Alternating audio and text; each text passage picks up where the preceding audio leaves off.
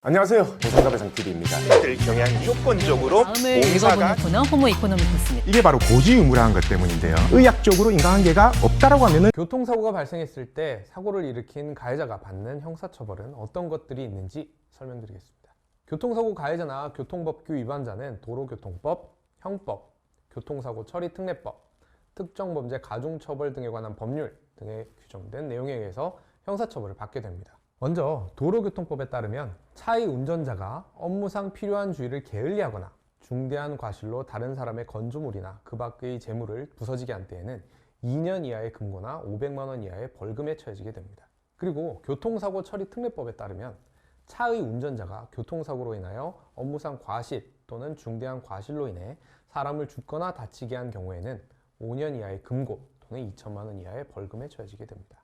특정범죄 가중처벌 등에 관한 법률에 따르면 운전자가 어린이 보호구역에서 제한속도를 위반하여 교통사고를 발생시키고 그 결과 13세 미만의 어린이를 사망에 이르게 한 경우에는 무기 또는 3년 이상의 징역, 어린이를 상해에 이르게 한 경우에는 1년 이상 15년 이하의 징역 또는 500만 원 이상 3천만 원 이하의 벌금에 처해지게 됩니다.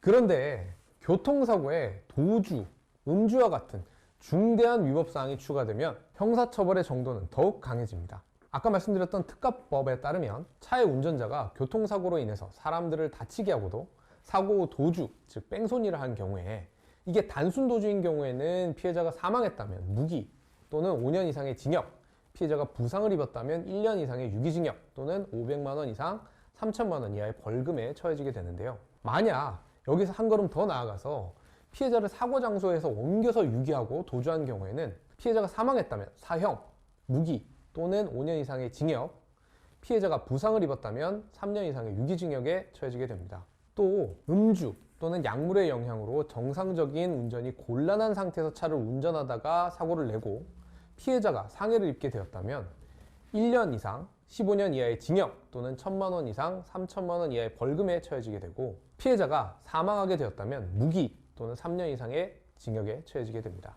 참고로 교특법 내용 때문에 형사합의를 했는지 보험공제에 가입했는지에 따라서 형사처벌이 아예 안 되는 경우도 있기 때문에 앞서 말씀드렸던 그런 처벌뿐만 아니라 특가법에 관한 영상까지도 찾아보시면 더욱더 도움이 되실 것 같습니다.